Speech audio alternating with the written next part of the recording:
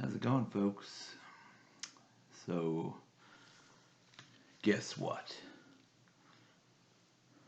Everything isn't terrible, because take a look at this right here.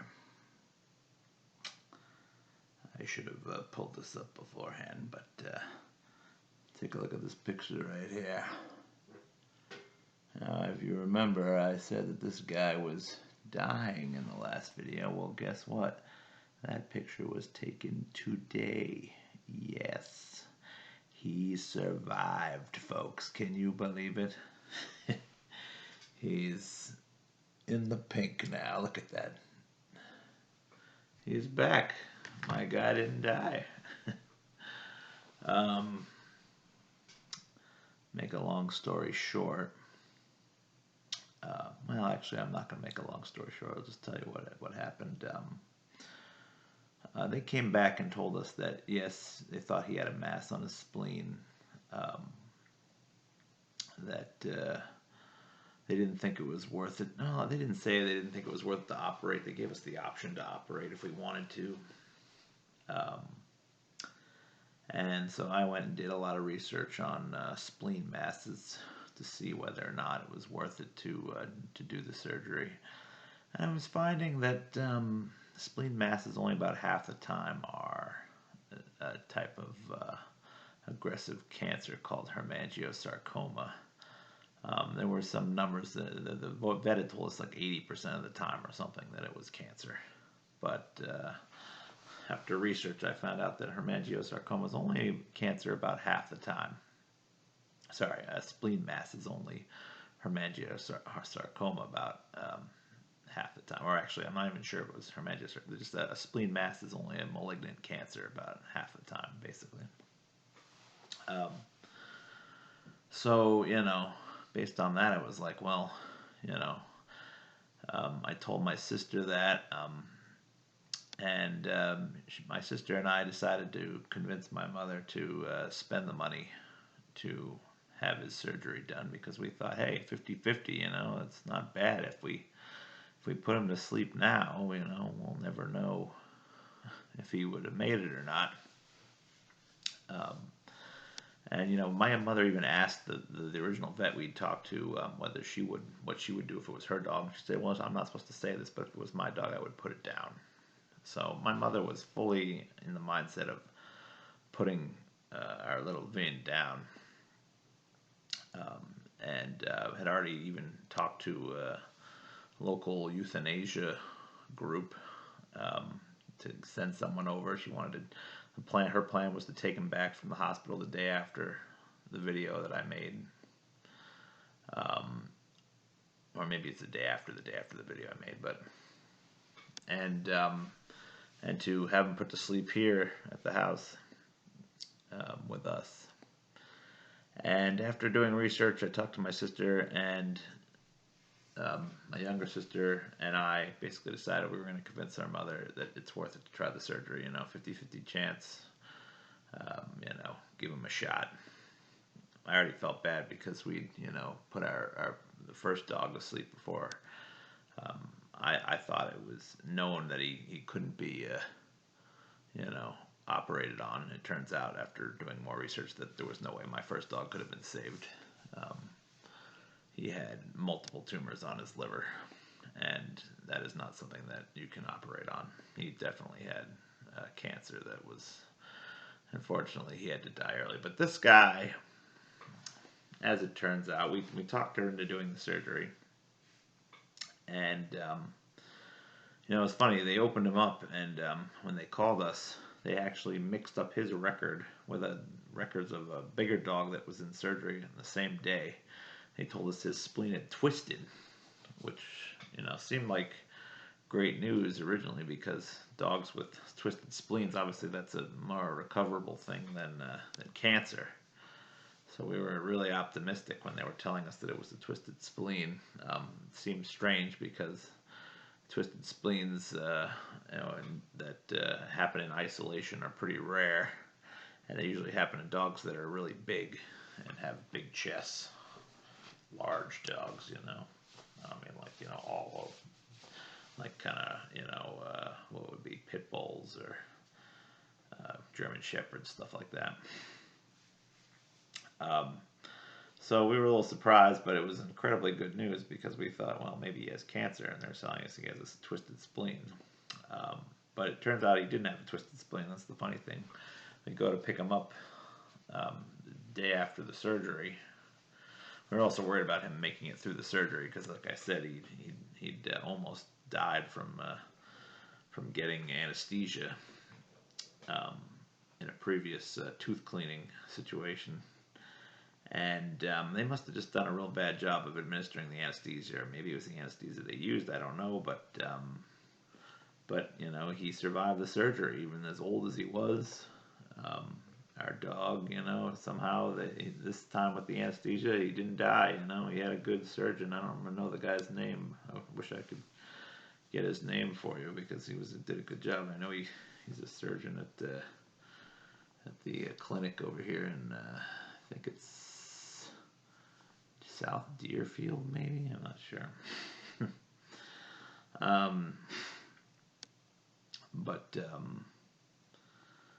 But yeah, you know, he survived the surgery, which was huge. You know, we didn't think he'd make it through the surgery based on his previous issues with anesthesia, but he made it. And the day we picked him up, they gave us a call before we picked him up and said, okay, so they told my mom, so you know, we found a baseball-sized mass on his liver. And my mother was like, what? You told us he had a twisted spleen yesterday.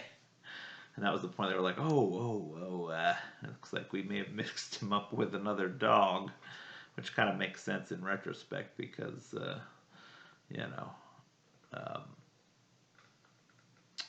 small dogs don't get twisted spleens generally. But we were still surprised that it was the liver, not the spleen. He had a mass on his liver, which just goes to show when your dog is being diagnosed by ultrasound, there's a lot that can go wrong. They can get it very wrong. So make sure you don't make any hard decisions about whether to put your dog down based on just an ultrasound, because it's not accurate. And, you know, our dog is old, but just because your dog is old doesn't mean he's not going to survive surgery either. You know, if you have the money and your dog has a chance still, you know, if there's nothing confirmed, I mean, our dog wasn't in for a CT scan or a you know, anything that advanced. But, you know, an ultrasound is not a ironclad diagnosis. So anyway, after they opened him up, it turns out his spleen was normal. There's nothing wrong with the spleen. They didn't touch the spleen in the end. He had a baseball-sized tumor on his liver, which is pretty amazing because, you know, this guy is small. He's 13 pounds. You know, a baseball probably weighs, I don't know, half a pound or something, but it's big, you know. It's more the volume of it that's amazing. You know, he's got a tiny little belly. We never noticed it bulging or anything like that, but he had a baseball-sized mass coming off of his liver, and it was twisted.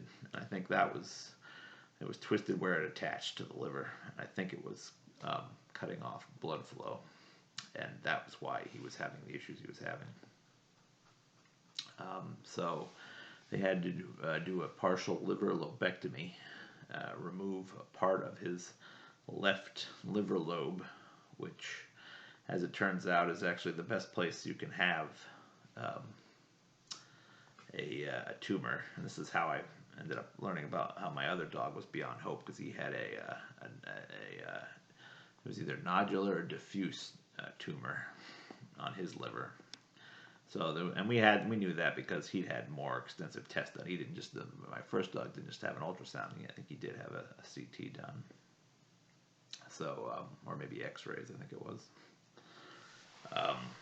So yeah, the first dog never had a chance, but he had this Vinny, the young guy, not the young guy, the one I'm talking about now, the one who made it. He had this tumor growing out of the left lobe of his liver, which is actually the most operable part of the tumor to deal with. The left You don't want it to be on the right lobe. That's more complicated. You don't want it to be on multiple lobes. You don't want it to be diffusely involved with the liver. All that stuff makes it, hard. I mean, if you have one that's on the left and right lobe, you can still do surgery, but it's a much tougher recovery. But he just so happened to have a large mass, and a large mass, believe it or not, in these situations is actually a good thing. You want a large mass as long as it's only attached to one part of the liver, because those are the type that have the best chance of not being malignant. So they took they took it off and they stapled him up, and we were real worried. I mean, we got him home, and we didn't know what if he was going to have cancer or not. They told us, well, we'll get the pathology report in 5 to 7 business days. And those first few days scared the hell out of us, because, or me especially. He just looked really lethargic. He had redness and swelling all around the incision site.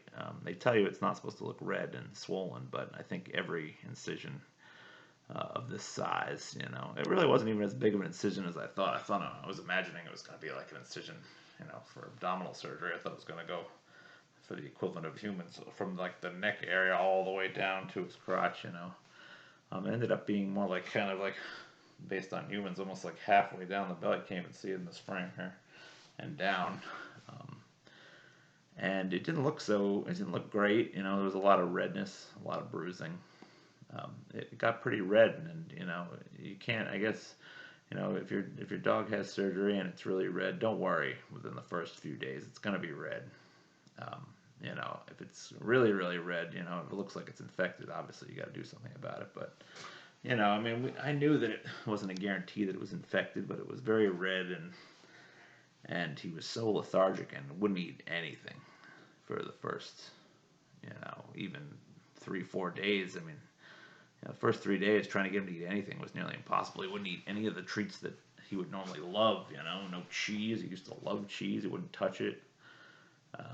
Loved his treats, wouldn't touch any of his treats, wouldn't eat any of his food. The only thing we could get him to eat was turkey, which is his all-time favorite, and he would eat some pieces of turkey. That was the first thing he would eat. So we were able to give him turkey. It was really also scary because we couldn't get him to take he's supposed to be on an antibiotic to help his his incision heal and to prevent infection. And for the first few days, he wouldn't eat anything, so we couldn't get him to take his antibiotics. And it's nearly impossible to get him to take anything by force.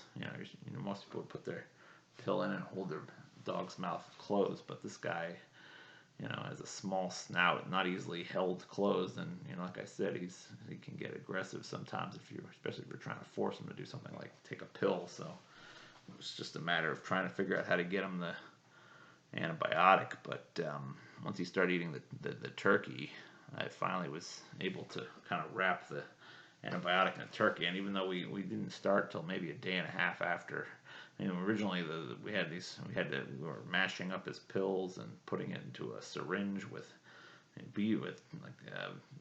chicken broth or something like that, and waiting till he was opening his mouth and then squeezing it in and trying to get as much of it into his mouth as we could. And we only got about half of it in his mouth, the rest got on the floor, and it was a real struggle trying to get him to take the pills,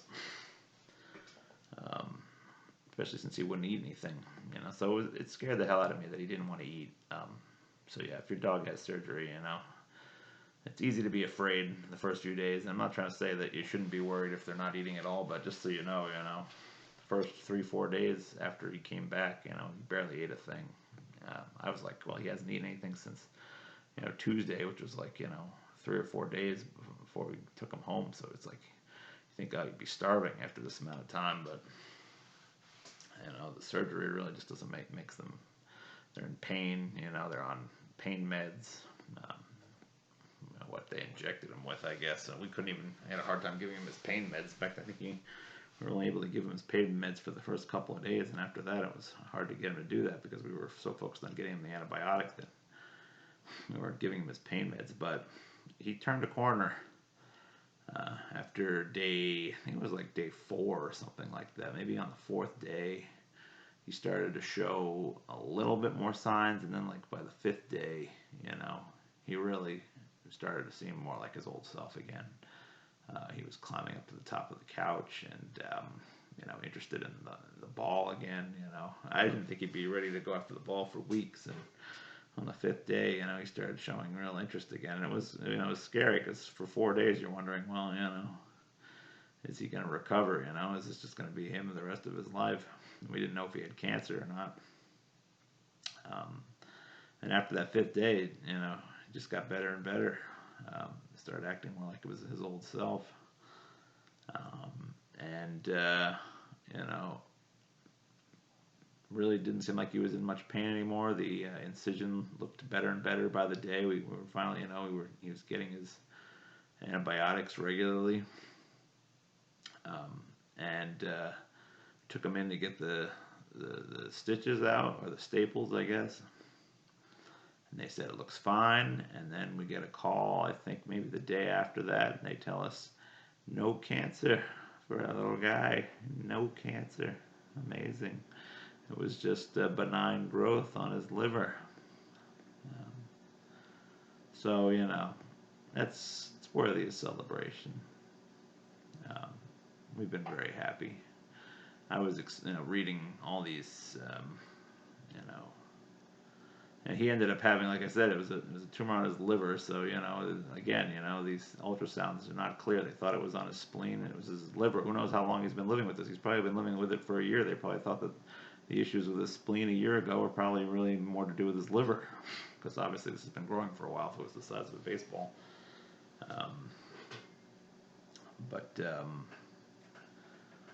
But yeah, he's probably feeling better than he has in a while. I mean, I don't know how much it was bothering him, because it wasn't showing any signs of it bothering him.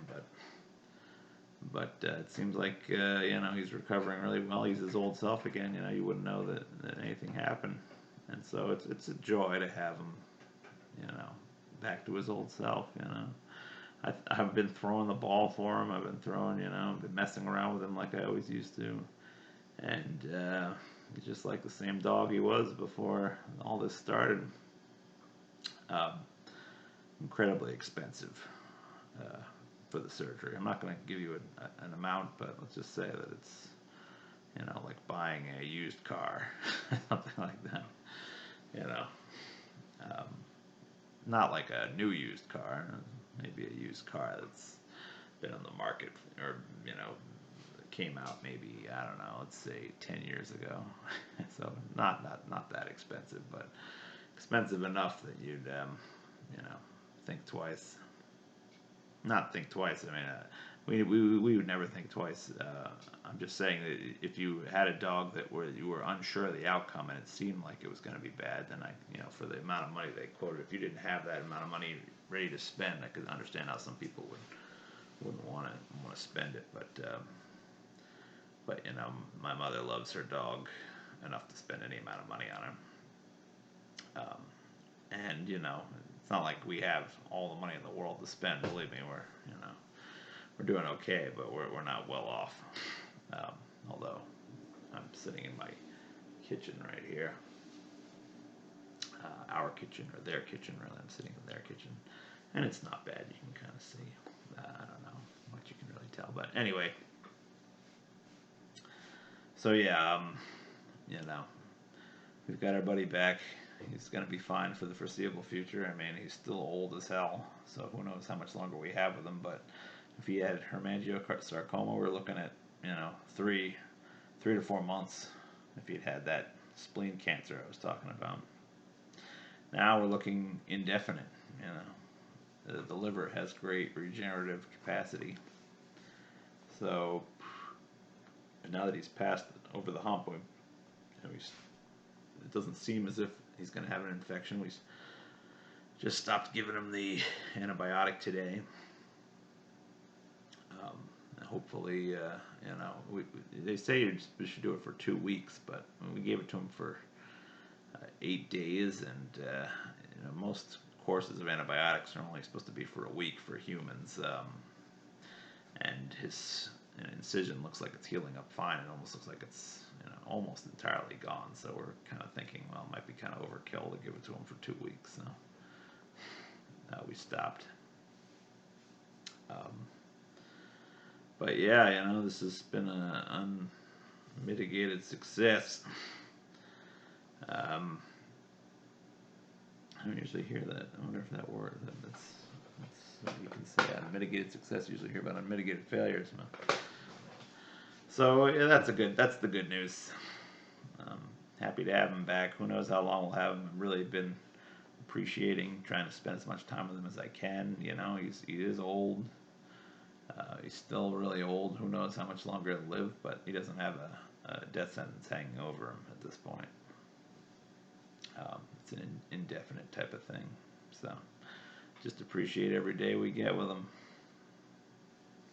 But so that's the good news. And especially nice was that he was alive for my birthday, even though I wasn't sure on my birthday if he was going to make it because it was only a few days after the surgery. But it sure looks like he's going to make it now, at least for a while anyway.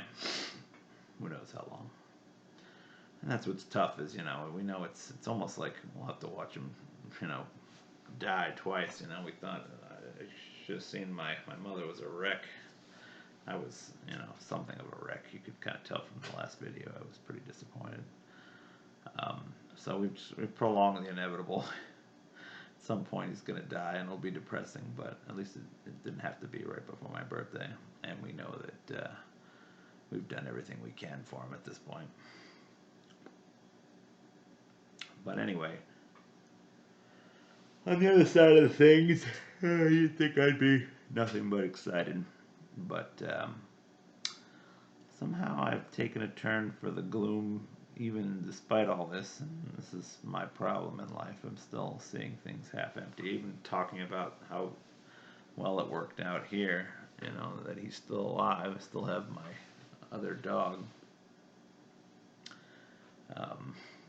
You'd think I'd be excited, and I am. I'm happy about it, but and that's not even the end of the good news, I guess. My stomach issue has improved. I've been waiting for this upper GI and small bowel follow through, and they aren't scheduling any fluoroscopy right now. That's the machine they use to do these procedures. It's basically just an X-ray machine that looks at the barium that you eat as it goes through your digestive system. But they're not doing any of those scans right now because they're considered elective, not urgent. So I've been waiting for them to let me go do the scan. But lately I'm starting to wonder, well, do I really need it? Because I've started taking this stuff here. Do a little, and I swear to you, I'm not getting paid by these people. But turmeric, you've heard the talk about turmeric. Well, this stuff is working for me. This turmeric. Major pain. I'm not even going to tell you what the brand name is, just so you know that I'm not paid by them. But turmeric is an anti-inflammatory, and it's worked incredibly well. I would not have expected it to work as well as it's been working. Not to say that I don't still have issues. I do.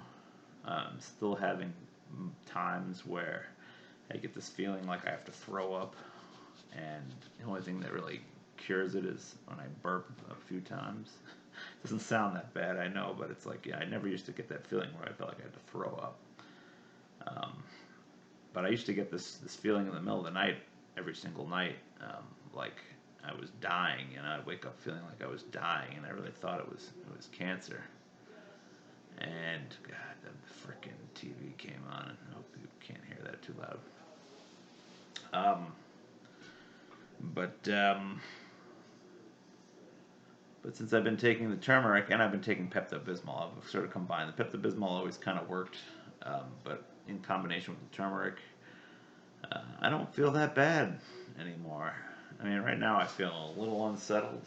This is around the time I usually get unsettled, but I realized that that I'd taken turmeric the last time I had an episode like this, which only lasted a week. This time it's been 4 months, so I'm still not sure if I'm in the clear. But the combination of turmeric and Pepto-Bismol has proven to be very effective for me for at least the last, I'd say, week or so. And it's why I don't want to celebrate too early, because there have been times when my illness has gone away and I think I'm in the clear, and then it comes back with a vengeance. But I've been avoiding onion too.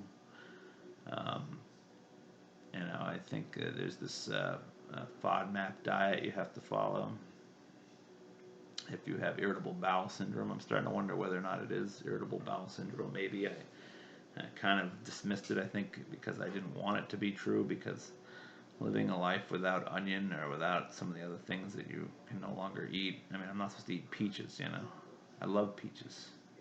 They're like my favorite fruit, pretty much. A good peach, it's hard to beat. Good nectarine, hard to beat. They're sitting right here taunting me. Look at this. Beautiful. They feel like they're just about right, too. I just smelled it as I squeezed it. I'm going to have one tomorrow. Screw it.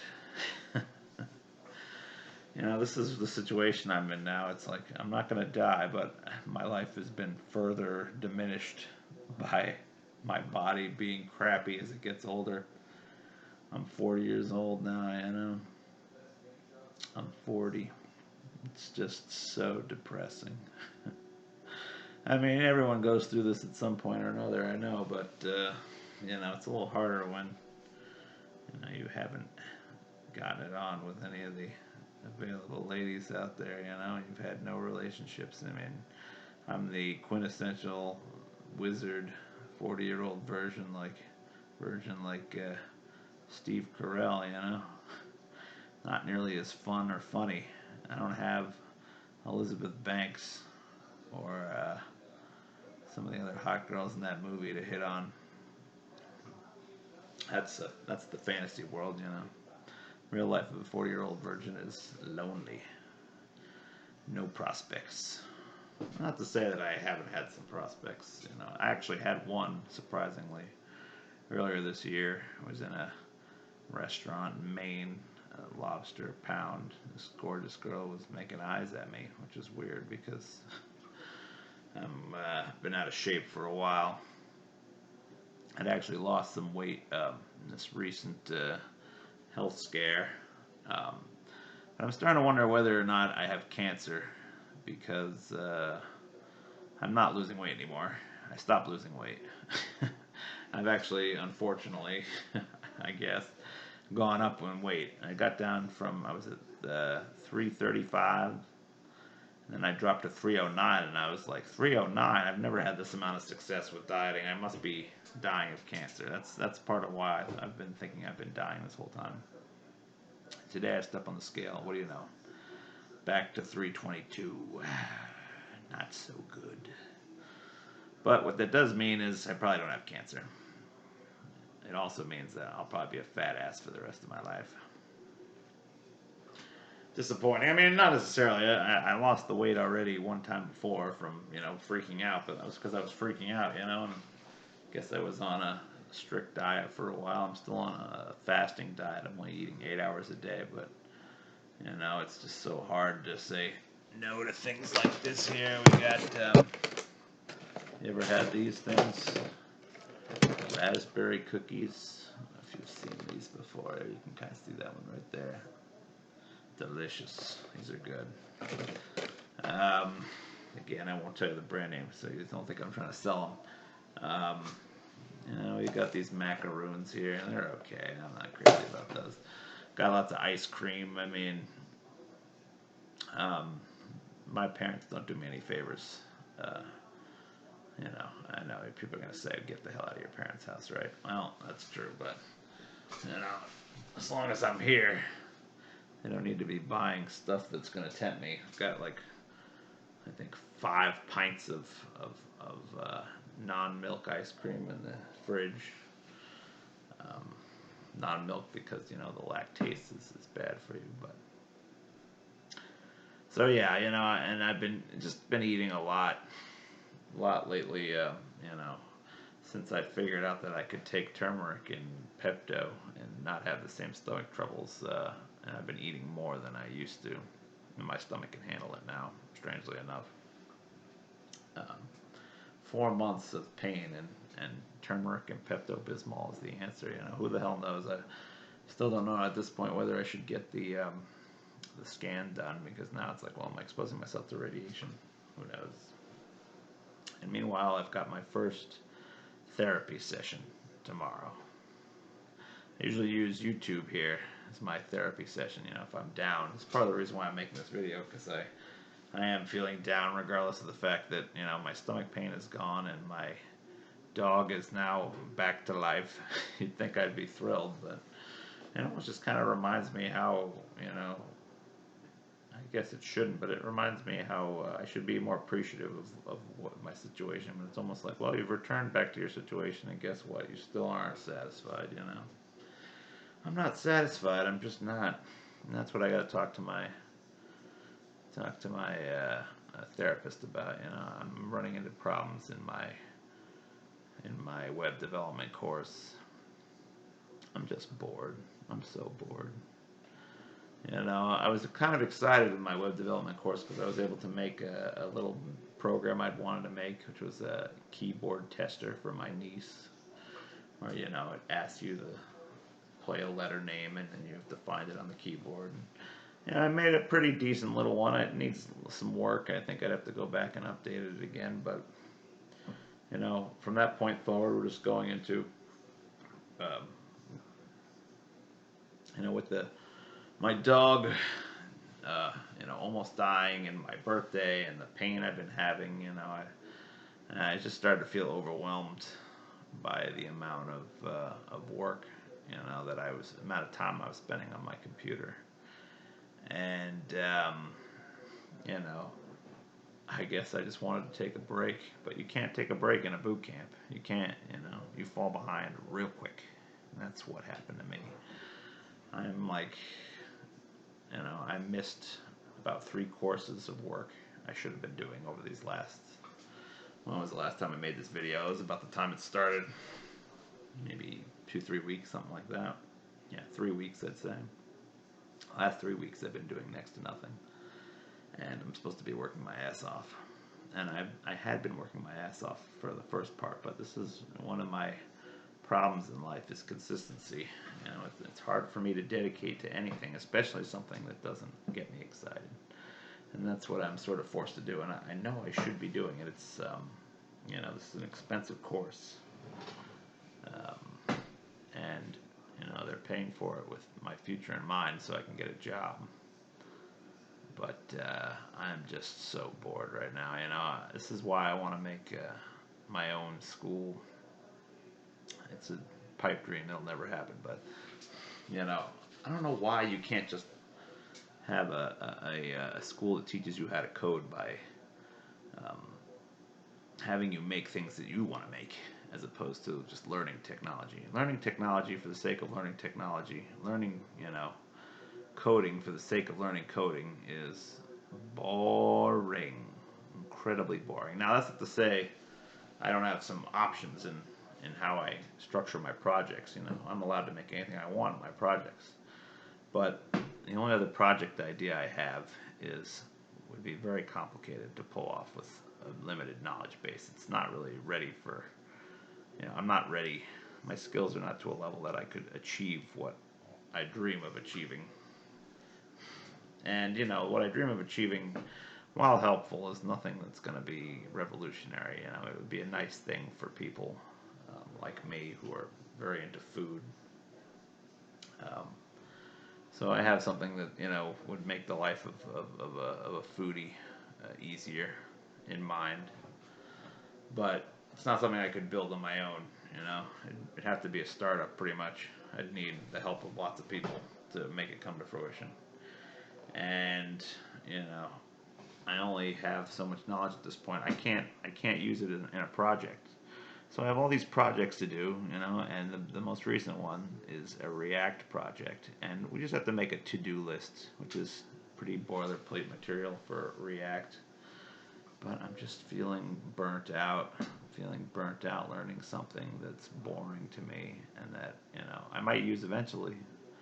But if I'm not using what I'm learning for something that I care about in the immediate now, I have a hard time maintaining focus. And that's where I'm at. I'm just having a hard time maintaining focus. My project was due today. Well, yesterday, technically. It's after midnight. And I didn't do it. I don't know, how much time I have to turn it in. I mean, I have no time to turn it in technically, but, they're not on a strict schedule. It seems like they tell you they want you to get your stuff in, but there's no, I don't know. I know I should have done it. I know I should have finished the last three lessons, but I haven't. And I don't know. I could just put my nose to the grindstone and knock it out. I'm sure I could still turn it in. There's no hard and fast rule saying you can't turn things past the deadline. I know they would let me. I know my teacher takes 2 weeks, 3 weeks sometimes to grade everything anyway, so you probably wouldn't even notice if it wasn't there.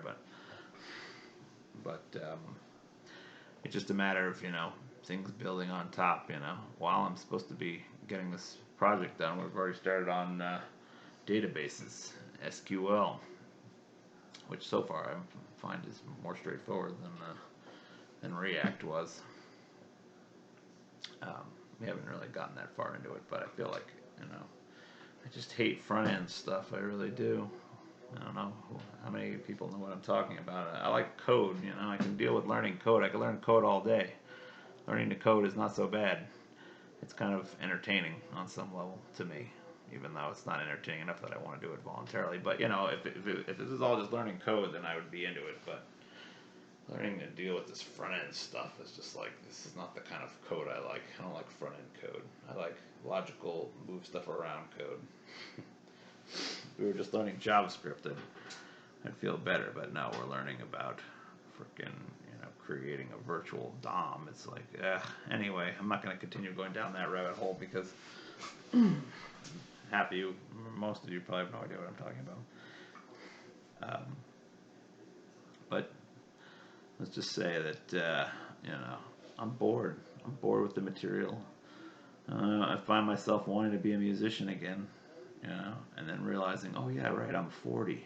So now I am as irrelevant as a human being can be who plays an instrument, And it's not just that I'm irrelevant there. I'm irrelevant in the world at large, I care about climate change. Right now the world is consumed with Black Lives Matter. It's not to say that I don't appreciate that struggle, and I actually gave to $15. I don't have a lot of money, so I gave $15 to the Black Lives Matter movement because a friend of mine, or the Black Lives Matter group that was started, I guess, because a friend of mine posted a fundraiser, somebody she knew was matching donations, so I gave $15. But to me, climate is a bigger issue than Black Lives Matter. It's not that I don't appreciate, that. It's not that I don't appreciate that, that black people are angry that black people keep getting, disproportionately killed by the police. I understand that, and it does need to change. And I've learned a lot about this, defunding the police. It sounded a little extreme, like, oh, well, if you defund the police, who's going to come and save you if someone's trying to murder you? But I get it now. They're talking about how, you instead move the money towards,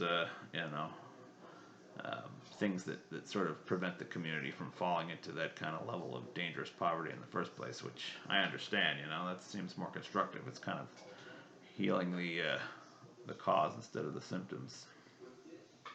So, I'm all for that, as long as it works. I mean, obviously, if they tried to heal the cause and it wasn't effective, then you'd end up having, the same cause and less police to, deal with the problem if, in the case of serious danger. But I don't know. They've researched this. I have no idea. But my point of it is that it's not my struggle, and people would say, "Well, you're being a racist because you're saying it's not your struggle, or you're not anti-racist enough." Well, the way I see it, I didn't want to make this about Black Lives Matter, but I'm going to make a little statement on it. I was going to make a whole video about this.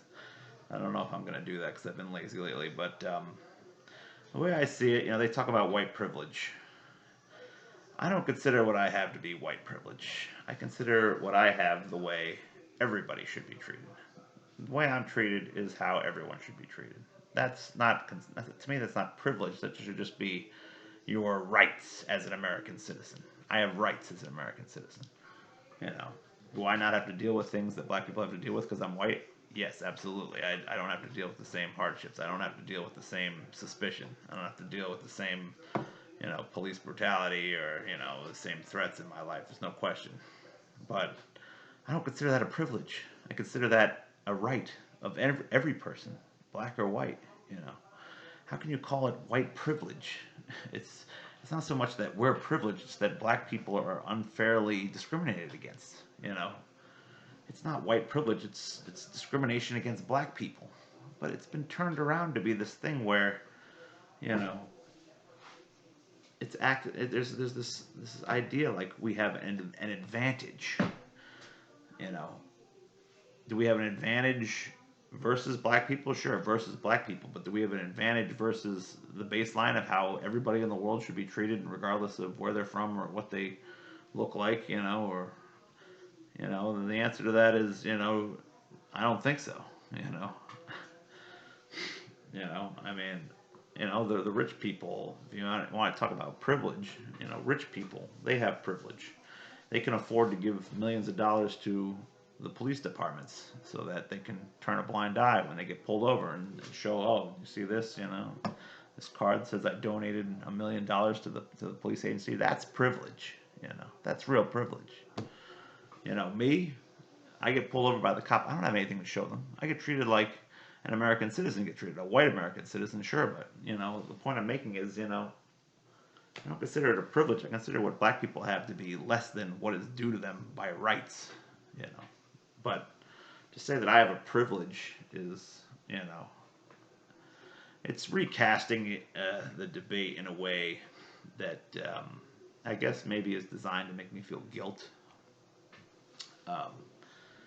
And it's not a guilt I feel because, it's like, I guess the goalposts keep moving for white people on this issue, In the old days, you didn't want to say the N-word, and you didn't want to, you wanted to make sure you weren't hiring people based on the color of their skin. You didn't want segregation. You didn't want to prevent people from, from going to an establishment based on the color of their skin. Things like that. That's the classical idea of what white people had to do to prevent racism. Now it's like we're being recruited to join the cause. And I'm not saying that I don't support that for people who want to join the cause. Absolutely, like I said, I gave some money. I don't have a lot of money to give, but I gave, even despite not having much money to give because I don't have any income coming in. I haven't had any income coming in for years. I still gave some money to the Black Lives Matter movement because, I felt like, well, if there's any time to do it, now's the time. But to act like, I should have to make it my movement, it's not my movement, I don't have an obligation to actively be an anti-racist, that's what they're calling, at all times, I support their movement. I support anybody who wants to take part of their movement. I support the protests. I'm not even opposed to looting as long as it's, major corporations. I don't give a crap about Target getting looted. I don't even know if black people are the ones looting the Target, It could just be opportunists, people unrelated to the movement. Nobody really knows for sure, I'm sure there's a mix of people that are part of the looting, and they're not all part of Black Lives Matter. Some of them might be white supremacists, I don't really know. People say different things. They spin it whatever way they want, but the looting doesn't bother me. as long as it's, not, I mean, burning down a local police station, that's not cool, people have to pay taxes to rebuild that, and not just white people, all people. All people have to pay taxes to rebuild that police station. It doesn't accomplish anything. I don't really know, I'd be more in support of looting if it was looting of rich white people, I'm not talking about, you know, middle class white people. I'm talking about rich white people. I'm talking about the people that control the levers of power, because they're the ones that are responsible for racism. You know, I mean, not to say there aren't middle class everyday Joes that are racist. They are, but all they can do is vote for someone like Donald Trump. That's how the middle class average Joe white man, it makes it hard for black people. Or they can call the cops on them. You see some of the things that can happen. I don't do any of that. I'm not. I don't look at people, black people, and think about calling 911 because it looks like they're stealing something in the store. To be honest, I don't look at anybody in the store and call 911 because I just don't give a crap if someone's robbing a store. It's not my business as far as I'm concerned. I'm not gonna go for a walk and call the cops on some black guy because he's bothering me about my dog.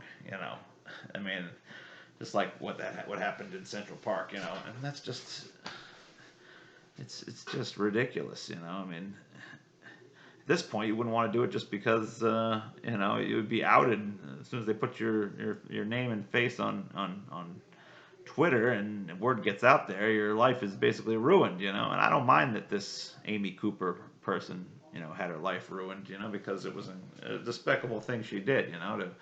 To specifically try to get the police to come because some bird watcher was telling her to keep her dog on a leash, because he didn't want the birds to be, eaten by the dog, or, they want the dog scaring the birds away, and it's perfectly understandable. It was definitely unacceptable what she did, but this is, the point I'm trying to make. I'm not going to do those things. I'm going to give black people all the rights that I would give to anybody else. I'm not going to treat them any differently. Um, I don't consider myself a prejudiced person, but for them to be for the Black Lives Matter movement and civil rights activists. To be suggesting that we should have to take up the call as our movement. I'm not saying that people shouldn't, but they shouldn't feel obligated to either. I'm sorry, but there's a bigger problem than the way black people are treated by the police. That's a problem. Don't get me wrong. It's a problem that I would love to see solved, but it's not the biggest problem. The biggest problem is the corruption of our government, the total, destruction of the environment that's happening. That the environment affects everybody, not just black people. The environment we need to live. I think it's easier for people to rise up against police brutality because it's an emotional thing. It's an immediate emotional thing that you can see. You can watch George Floyd being suffocated to death, and it's terrible, and it makes anyone who has a heart feel bad. It's depressing. It's depressing to see. I mean, any of those cops that were standing around could have said, get off his neck, and one of them did, but it obviously didn't do much. I mean, if I was there, I would have pulled the guy off him, even if it was meant a fight. Even if it meant the guy was crazy, I wouldn't stand there and watch a guy die. Just like with the Eric Garner murder, it was a tragic thing to see. But you have to keep things in perspective here. How many? I mean, yeah, sure, black people do die disproportionately at the hands of the cops, but you think about the consequences of climate change, and you're talking about a much bigger scope. You're talking about humanity, and you're talking about a problem that is actually a lot more serious than the Black Lives Matter problem. That's not to say that it's not serious, that black people are getting choked and dying in the streets and things like that. But that can be fixed, you know. It may, you know, I don't know, it's not going to be fixed easily. You know, I think you need, you know, I don't know if you can ever wipe out racism, but at the very least you can, you know, pass laws that make it illegal to do those types of holds. And, you know, I fully expect that, or I would hope that they convict Chauvin and he serves at least 25 years in jail at minimum. You know, he deserves it. But, you know, the problem with climate change is it doesn't have that immediacy. You know, people don't realize how big of a problem it is. They don't realize how late in the game we are. You know, and this is something that is going to affect everybody. You know, any living thing, not just humans. And I tend to not even care that much about humans anyway, because, you know, I'm more concerned about, you know, our place in the world and nature and things like that. I'm really concerned about the meaning of our existence on this planet. And the meaning of our existence is that we are going to destroy everything that we see.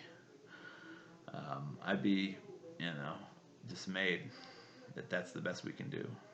And we're in a situation where that's what's going on. We're destroying everything. You know, everything will be destroyed. The black man being choked, the police officer doing the choking. You know, as much of an asshole as he is, you know, you'll destroy the Arabs. You'll destroy the, you know, they'll destroy the Native Americans. Everyone's going down with this ship of the environment, and the action needs to happen now. So why do you have all this? And that's why you have all this action based on Black Lives Matter, because it's an immediate thing that you can see with your own eyes, but you can't see the world, the environment spun out of control, affecting everyone's life until it's too late. And that's the key point here. The environment, once it goes bad, there is no turning back. It's over. It's a big process. You know, it's been long overdue to be addressed for 20 years now. 20 years ago was when we needed to start acting on this.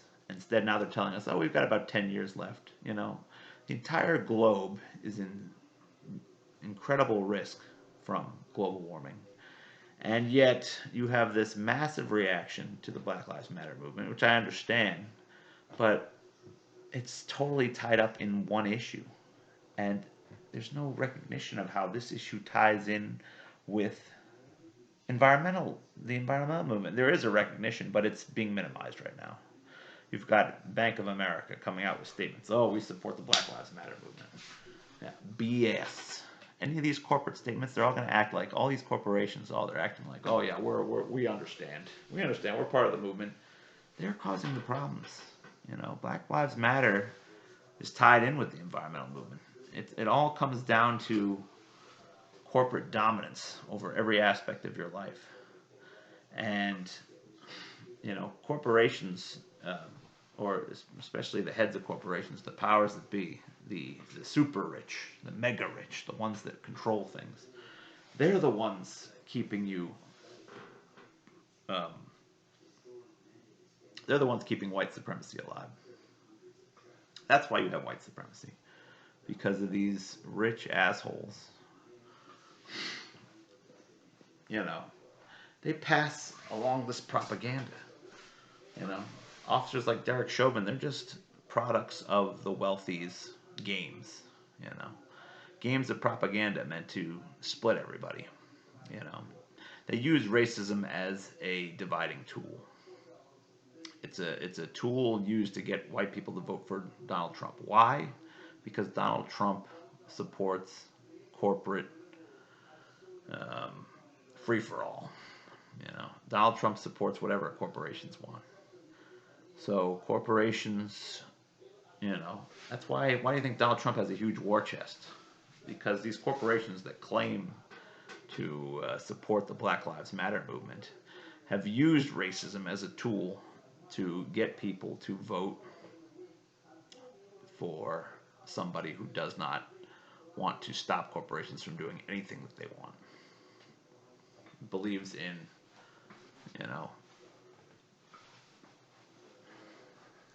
believes in free reign, letting them do whatever they want, no consequences.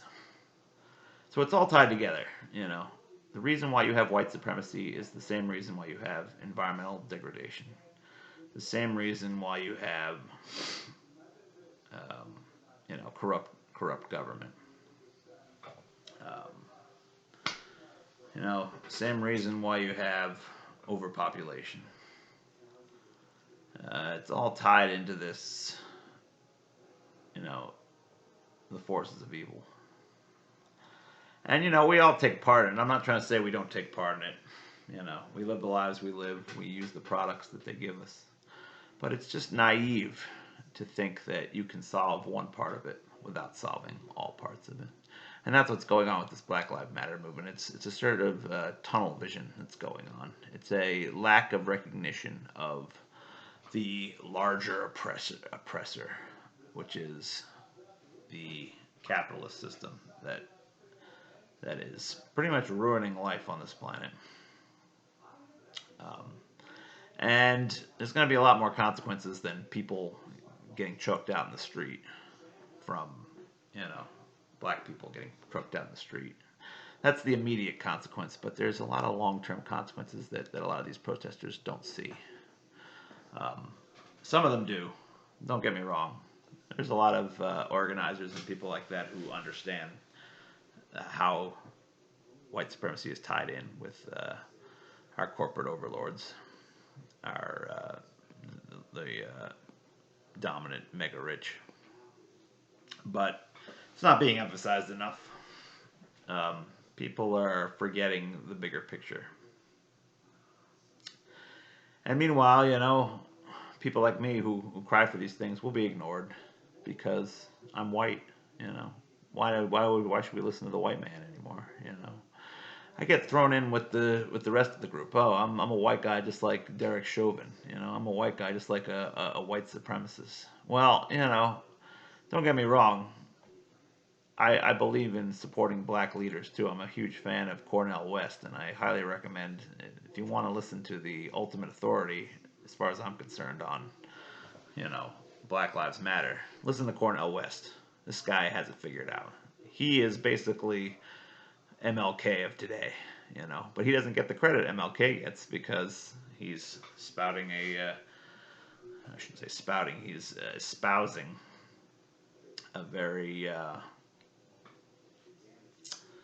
radical and necessary course of action. But you want to talk about, you don't need to hear it from me. Listen to Cornel West. If you want to hear it from a black guy, fine. Cornel West has it figured out. I take a lot of influence from him. He really knows what's up. He says everything I say, except better. He really does. But, that's not to say that I shouldn't, my voice shouldn't count either, White guys still have valuable things to offer, whether you realize it or not. There are liberal white guys who care. There are a lot of liberal white guys who, don't want to see black people murdered in the street. There's a lot of, maybe we're not willing to fight as hard as, on this one specific issue, on the specific issue of Black Lives Matter. I'm willing to fight for Black Lives Matter, but not, I'm going out more out of my way to fight the whole thing. I'm not looking at this as a focus group. I'm not looking at this as a subset of what exists. Everything needs to be seen. To me, the environment is the number one thing, but it's all tied together. And, pretty much it's scary because it's pretty much getting to the point where, a violent revolution is necessary. And that's the one thing that gives me hope of seeing these protests is it really shows strength. It shows strength in the people coming out, the numbers of people we're seeing. It's kind of bad timing for it because of the coronavirus, and I'm worried about the virus getting spread around. But I'm hoping that, because it's outdoors, it won't be transmitted much. They were saying that there's maybe only been one documented case of outdoor spread with coronavirus. So hopefully the situation. But as soon as we get the vaccine going, and hopefully there's still this fervor, and people will realize it's not just about Black Lives Matter, and that there's more to protest here. But anyway, so yeah, I think I've gone on for a while. But basically, all I'm saying is, I feel pretty irrelevant. Um, you know, I'll start joining the protests, I guess. I'll start caring more about the movement when it becomes an inclusive movement, and understands that there's more at stake here than just black people dying at the hands of police officers. That's obviously an important thing. I'm not trying to diminish that at all, but there are other, there needs to be a broader scope here. The social justice warrior / woke movement is living in a world of tunnel vision that allows, corporations like Bank of America to pretend that they're, part of the Black Lives Matter movement, or, any number of corporations. You're going to see a bunch of it. I'm sure Bank of America's just the first of many to claim that they're, with the movement. Well, it's a load of bullshit. But anyway, I don't know how this became a political thing. I guess I wanted to just say that. I've said what I need to say. But I've got my therapy appointment tomorrow, and I feel 40 years old. No one really cares what I'm saying in this video. I'm sure some people will be happy to hear about my dog making it, so that'll be the good part. I didn't mean to go off into this, make this into a Black Lives Matter response. But not that many people are going to watch this anyway. I think I had 15 people watch my last video. I don't know how many people are going to watch this one.